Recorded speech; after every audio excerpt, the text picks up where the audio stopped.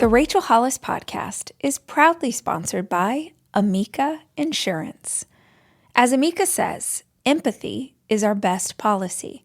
That's why they'll go above and beyond to tailor your insurance coverage to best fit your needs. Whether you're on the road, at home, or traveling along life's journey, their friendly and knowledgeable representatives will work with you to ensure that you have the right coverage in place. Amica will provide you with peace of mind. Go to amica.com to get a quote today. Now find island-inspired, limited-time flavors at Whole Foods Market for the Explore the Tropics sales event. Enjoy pre-marinated mains like mango coconut salmon and pineapple teriyaki chicken, and pair them with seasoned, ready-to-heat beans from a dozen cousins. Need dinner and a snap? Grab zesty lime shrimp salad, mango turkey burgers, and more from Prepared Foods. And, of course, there's the mango yuzu chantilly cake. Explore the tropics and save at Whole Foods Market in-store and online. Do not sacrifice the quality of your current life so that you can pursue this dream, especially because you said you have a baby. I have given this advice to so many women over the years, but if you haven't heard me say it, there are a lot of ways to pay your bills and pursue something that lights your heart up. But if you put yourself into financial straits in order to chase the dream, and you have people who are counting on you, and you have real life responsibilities, you will be so depleted by the stress of that decision that it will augment the joy you have in pursuing the dream. So you'll actually shoot yourself in the foot. Don't do that. But let's figure out how you can aspire to get to the place where you do make a living as a yoga instructor. And therefore, my question is, what does that look like for you?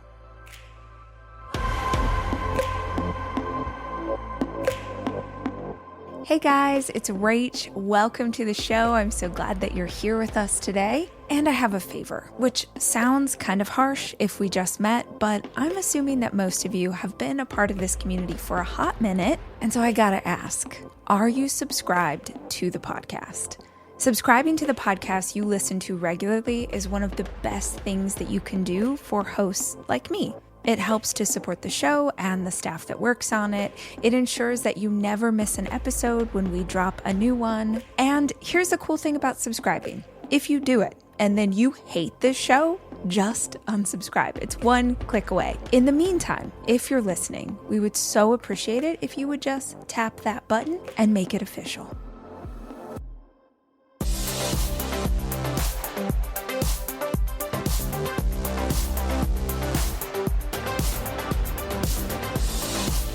Hi guys, it's Rach. Welcome to another episode of the show and a new edition in the Ask Rach series. This is where y'all call in to our hotline and you leave me a voicemail and you ask me a question and then I answer it. I know, high concept, crazy. I never review the questions in advance. So when you are hearing the question for the first time, I am also hearing it for the first time, which means my answers are very much in the moment, exactly what I would say to you if we were sitting and having coffee together. And I mention that because if you hear me give advice and you disagree, just ignore it. Like I am just a random chick you know from the internet. So feel free to take whatever works for you and ignore whatever doesn't. And I'm excited today because how this whole Ask Rach thing works is y'all leave voicemails. Producer Jack goes in. He listens to all the voicemails. I mean, first of all, he is doing the Lord's work because there are so many voicemails that never even make their way to the spreadsheet that he sends to me. Producer Jack puts them into the spreadsheet and he gives me like a little breadcrumb.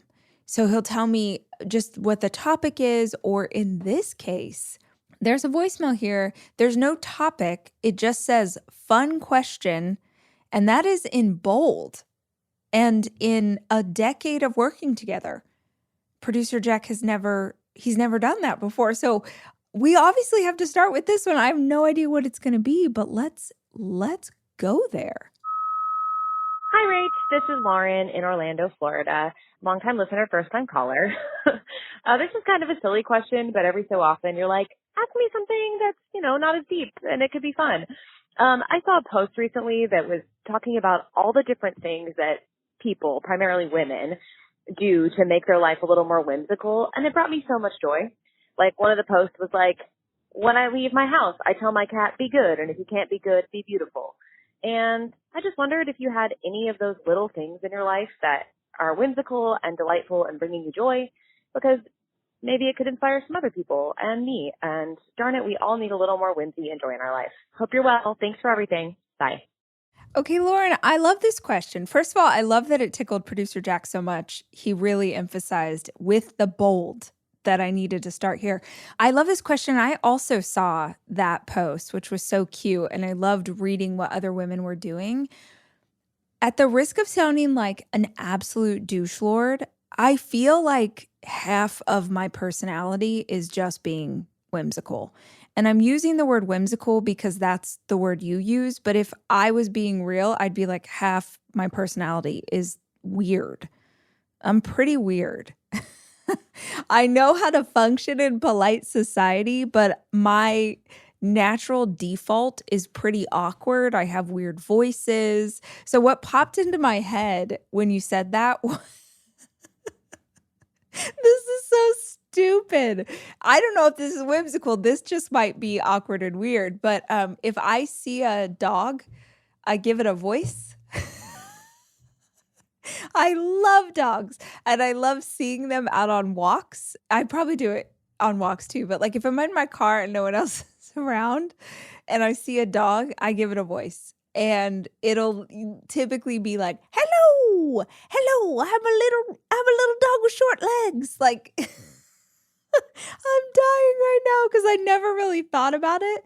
I give voices to dogs that I see. I give names to almost every animal. I mean, there's a squirrel in my backyard. His name is Steve.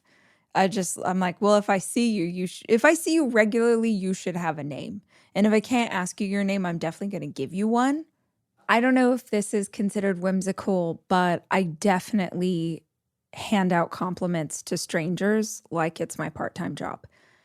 And I try really hard to not give strangers compliments that are about their looks, meaning this is like specifically aimed at women because so often women are given compliments that are like, oh, you're so beautiful, your hair looks so good. I certainly do that.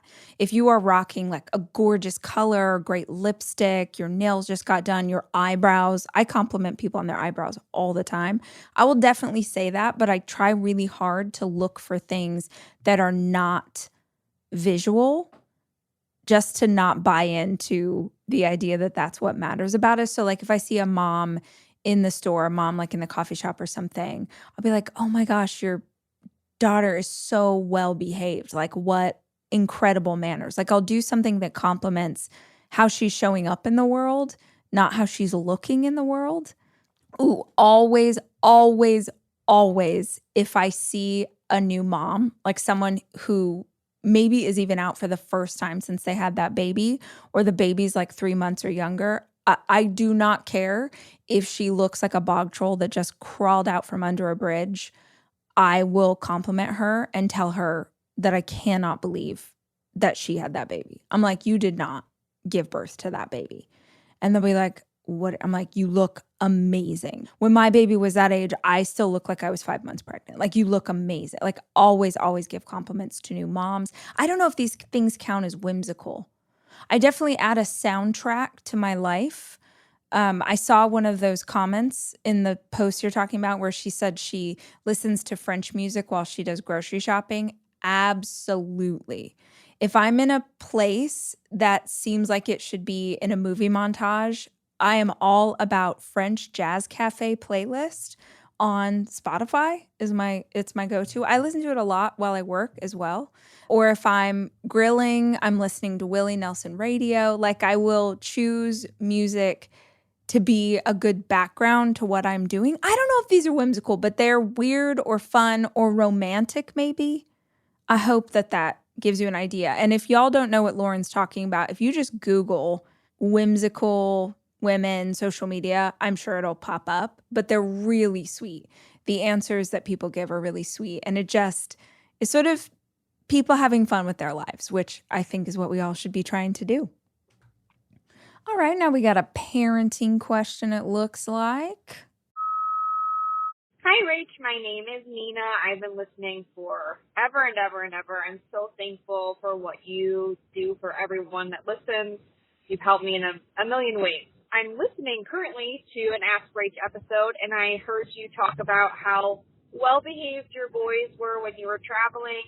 And I have 3 children, and I just wondered what you kind of do as far as, discipline and raising them the right way. I always feel like I'm doing the wrong thing. So if you have any tips, I would love to hear them. So thank you and have a great day. Okay, Nina, thank you for this question. Lots of thoughts here. In terms of having well-behaved kids, I'm going to give my parents some credit for this, which is important because they didn't do a lot of things right, but they did really instill manners as a part of my upbringing. So for me, I feel like that is part and parcel with growing up. I just believe children should say yes, ma'am, no, sir.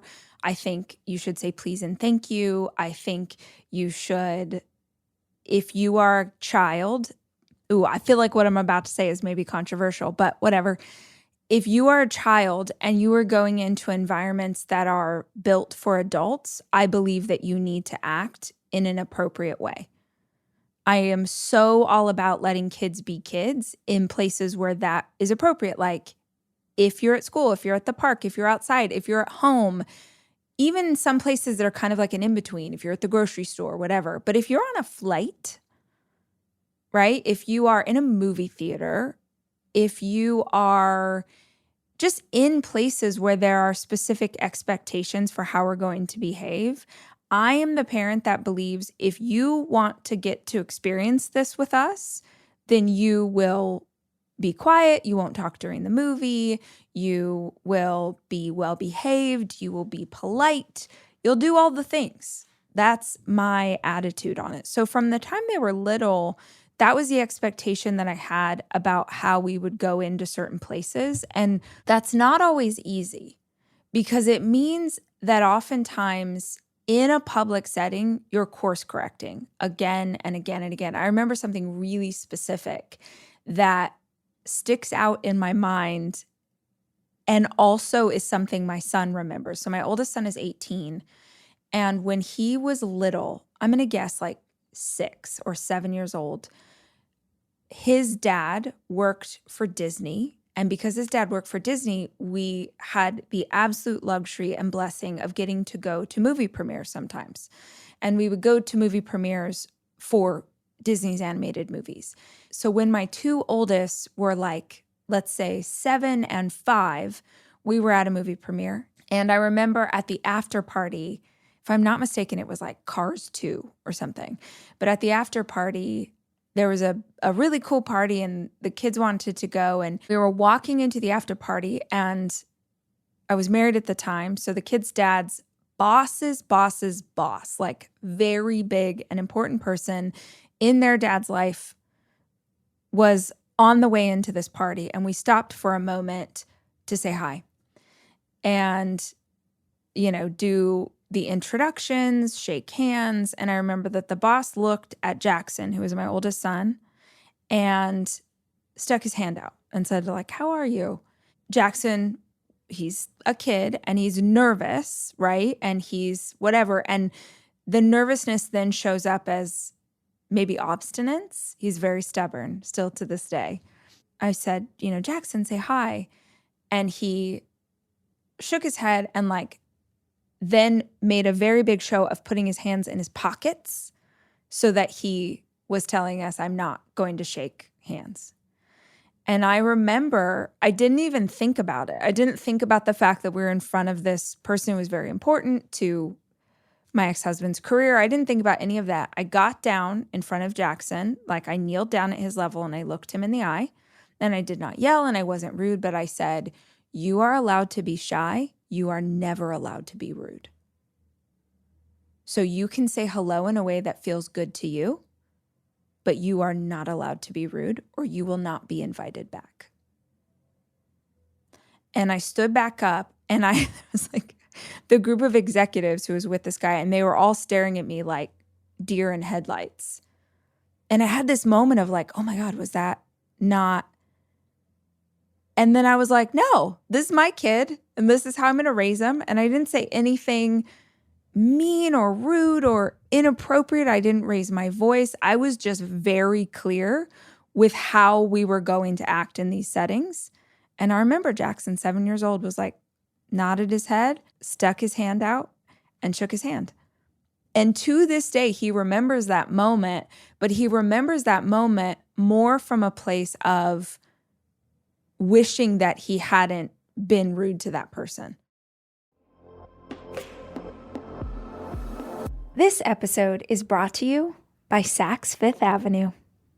It's spring, or I guess I should say it's almost spring. But the second the weather starts turning and getting even slightly warm, I start looking for spring style. I think it goes back to when I was a little girl and I used to get an Easter dress. There's something about this time of year that makes me want to look for long, flowy maxi dresses and fun date night outfits, and maybe even something to spruce up my wardrobe for work. At Saks, you can find instant inspiration for whatever is on your list. Curate a brand new closet refresh or just get 1 or 2 great pieces to upgrade your overall look. If you're looking for shopping to be fun, easy, and stylish, then head to Saks for inspiring ways to upgrade your personal style. Shop Saks.com.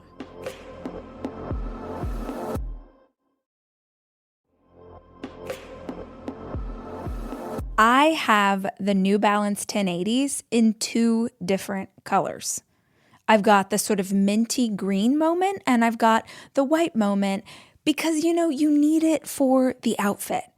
The New Balance 1080 is the ultimate daily trainer, combining reliable comfort with top-tier performance. Whether you're logging miles or running errands, the 1080 seamlessly transitions from the coffee shop to the grocery store, offering versatility from everything from everyday to race day. The New Balance 1080 midsoles offer cushion support, and I mean it, you guys. It's like bouncing on top of a cloud. Featuring a lightweight and breathable mesh upper, the New Balance 1080 keeps your feet cool and fresh throughout every run. Shop the 1080 at newbalance.com. I guess I'm telling that story from the standpoint of to course correct with our kids in a way that feels good to you, because some of you might hear that and you're like, wow, you're way too hardcore. But in a way that works for you, you're still going to have to course correct with consistency. And that means everywhere you are, you have to show up as the same parent. You can't be one parent at home and a different parent in front of people, because that's a mixed message to your kid.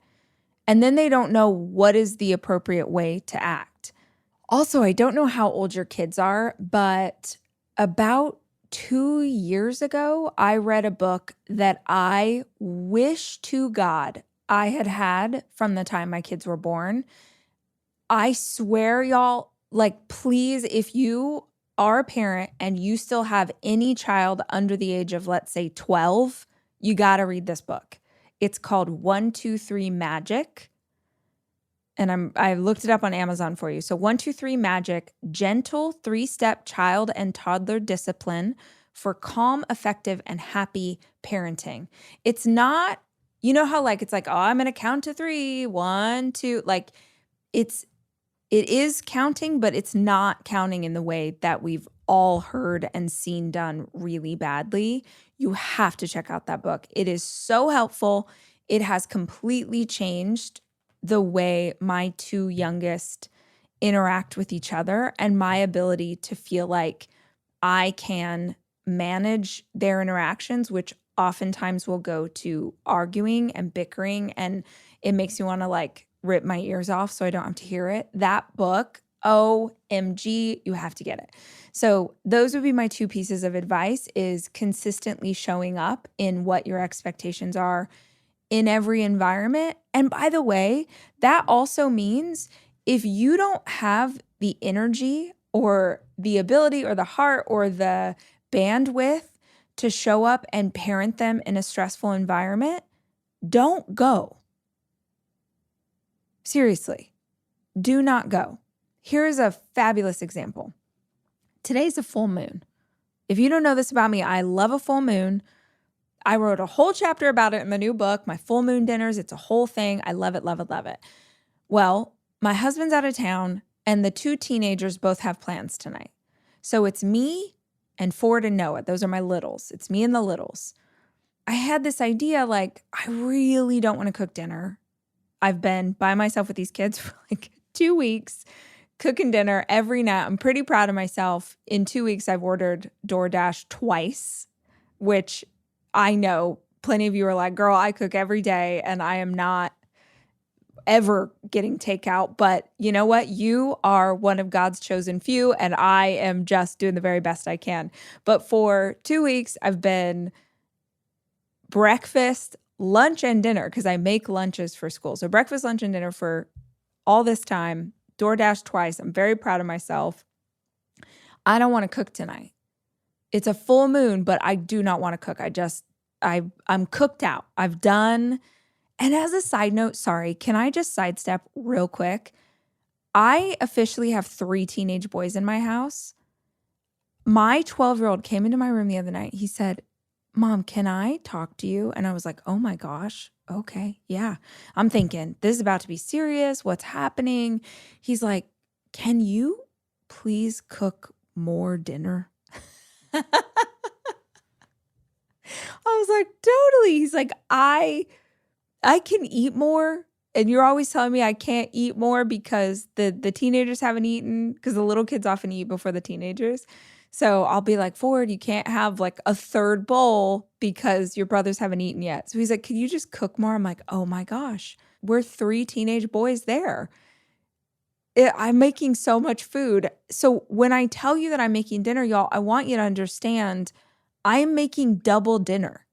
Whatever the amount of food you think I'm making double because number 1, they eat a lot. And number 2, they take that food as leftovers for lunch.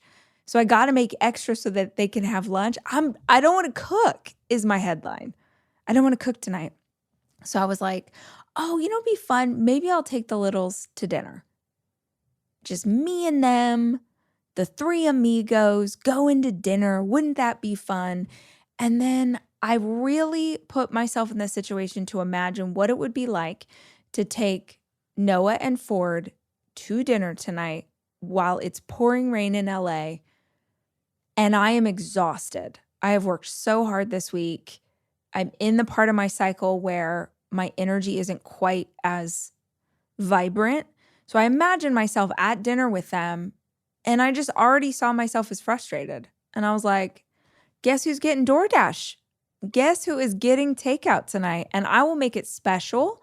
We'll find a way to make it cool. We'll do a full moon dinner that I do not cook. But all of that to say, there are all of these pressures on us from society, from the other moms at school, from our in-laws about how we're supposed to show up or where we're supposed to show up with these kids. And set yourself up for success. If you have plans this weekend, but you're exhausted, the kids are grouchy, going into that environment is just going to be stressful for everyone. Going into that environment means that they're not going to be on their best behavior and you don't have the ability to show up with consistency without losing your crap. Let's punt that to a different weekend. Let's make another choice that feels better for our family. Sorry, you actually asked about discipline and I just went off on a bunch of different tangents. The 1, 2, 3 is a really good example of what discipline looks like with the younger kids now. I will say my teenagers are really awesome. They don't crush it at everything. I wish they were like a teensy bit more helpful around the house without having to be told, but I think probably do all people wish their teenagers were that way. They're very helpful if it's their chore, but it's not like if they see a dish in the sink and they're putting their dish in the dishwasher, it doesn't occur to them to like take that dish and put it in the dishwasher too. I wish they had that. But other than that, my teenagers are really, really well behaved. I trust them a lot, and I have no reason not to trust them. We talk a lot about how if that trust is broken, it can't be repaired. And right now they get quite a lot of freedom and respect because I trust that they're going to be home when they say they're going to be home, and they're going to be where they say they're going to be. So I don't really discipline my teenagers at all. If something is out of line or something goes too far, or something needs to be discussed, we sit down and discuss it. But that's more from a place of concern. Because if they've done something that I feel like I need to course correct, I'm going to be concerned because it will be out of character for them. I guess my answer is I don't actively discipline the teenagers, and the little kids, the 1, 2, 3 book is the best example I have. And I'll just add one more thought, which is I wonder if you all came over and were flies on the wall and you watched me parent, if you would think I was a bit strict. I'm like so fun, positive, happy, but my house is really organized. I believe in efficiency. I believe in having a plan and a schedule. There is chore charts, there is meal planning, and they know that. And they're not going to get away with pushing a lot of boundaries because there's 4 of them and 1 of me. And if I allow them to sort of run wild, I don't know how to get it all back together. So, I mean, what that would look like if you were a fly on the wall is maybe I'm in the living room reading a book and I hear Noah and Ford arguing, and I hear one of them say something to the other that's rude. So let's say, just for clarity's sake, if they're arguing, I'm not going to step into that. I want them to figure out how to resolve their own issues. But if it escalates, they'll get a 1. And if you read the book, you'll know what that means. And they never get past a 1. So again, read the book. But if, let's just say, I hear one of them say something that's rude, they wouldn't even know that I was listening to them, but I will course correct in that moment. And it'll sound like this. Ooh, no, you didn't. No, you did not. I did not just hear you say that to her. And then from the other room, you'll hear like, I'm sorry, Noah. I shouldn't have, or you'll hear her be like, sorry, Ford, So I just don't, they're not getting away with a lot. I don't even know if all the things I said just made sense, but I'm really hopeful that they did. Visiting South Dakota was always one of my someday things.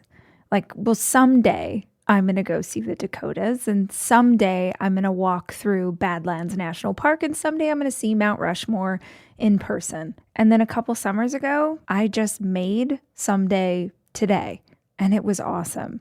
The kids and I had the most amazing time. We went hiking. We saw Mount Rushmore, which is like shockingly more majestic than you think it would be. We had amazing dinners. We stayed in this awesome log cabin in a national park. It was truly one of our favorite family vacations. And I loved it because it was this great blend of seeing a part of the U.S. I'd never seen before and being outside in nature. So maybe it's time you turn someday into today. See why there's so much South Dakota and so little time. Plan your escape at travelsouthdakota.com.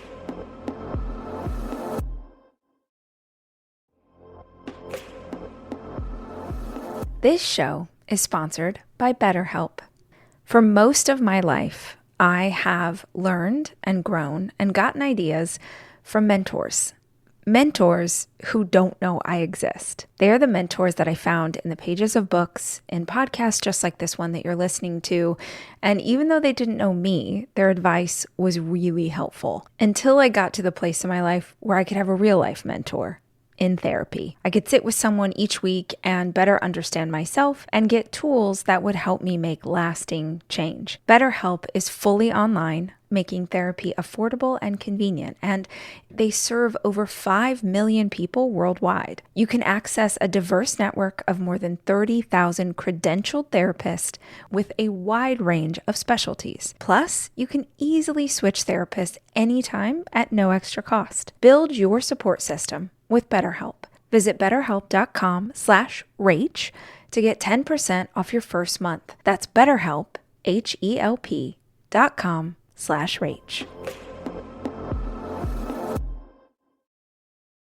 If you have a question that you want featured here on Ask Rach, call the hotline, 737-400-4626.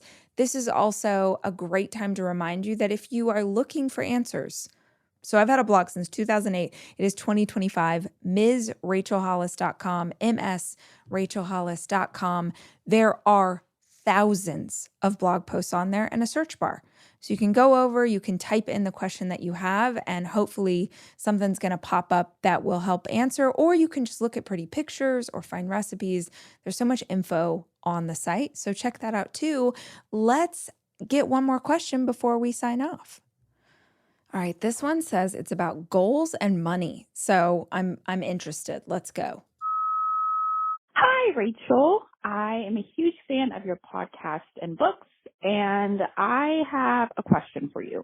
So I know you talk a lot about, how to achieve your dreams and your goals and all of those things, but I'm in a situation where my dream career or goal is just not financially something I can do right now. It is being a yoga teacher full time. And I am a part-time yoga teacher. I have been doing that for the past few years while I do have a full-time job.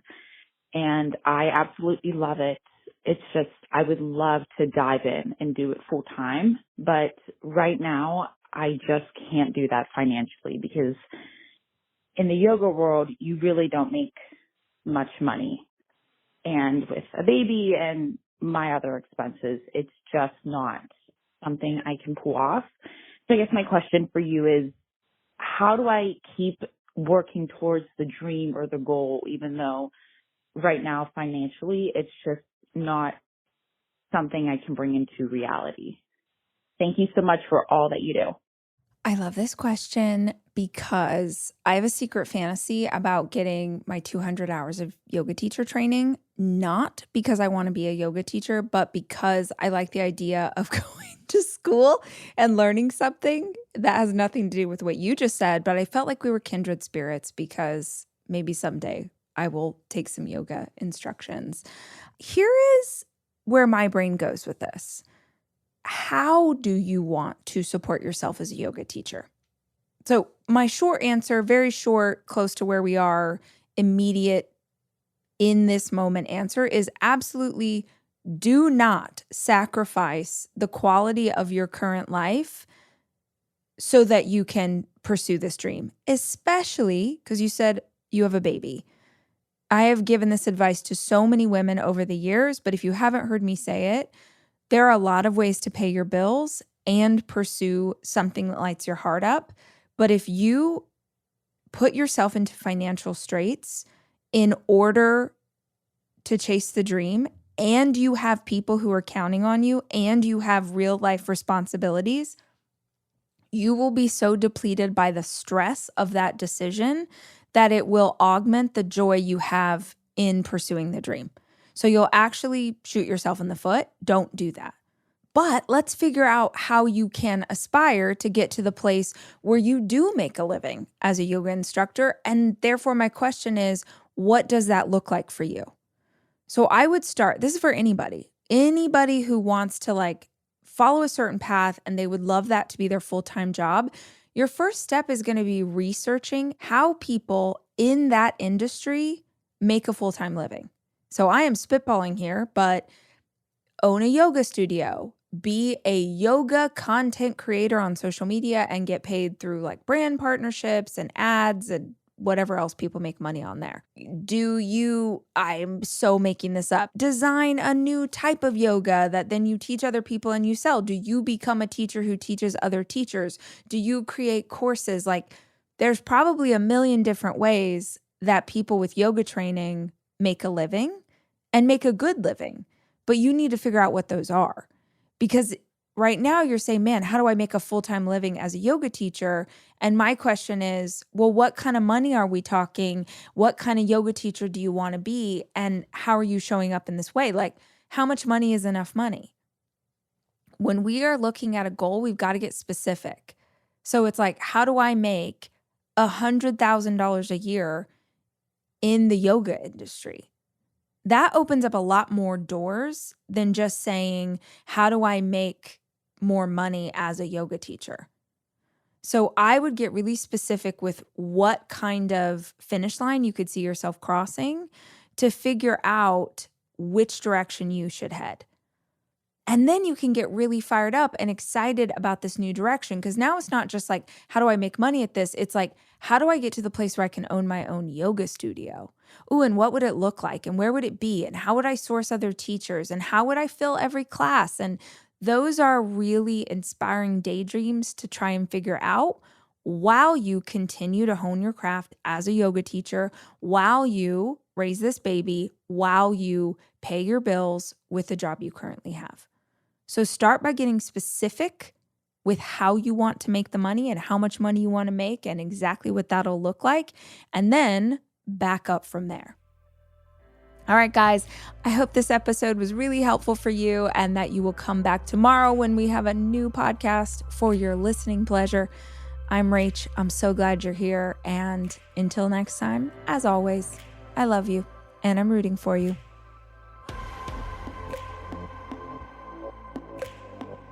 The Rachel Hollis Podcast is produced by me, Rachel Hollis.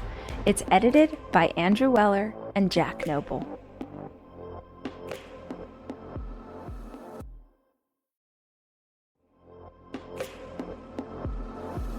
There's a revolutionary bra brand so confident it will change your life, they let you wear it risk-free for 60 days. Evelyn and Bobby is changing the game with their patented wireless replacement designed to support, smooth, and flatter an inclusive range of bodies up to a K-cup. Wear it, wash it, put it to the test. If it's not the most comfortable, supportive, and flattering bra you've ever worn, you'll get your money back. No questions asked. Go to evelynbobby.com/Rachel for $20 off your first bra.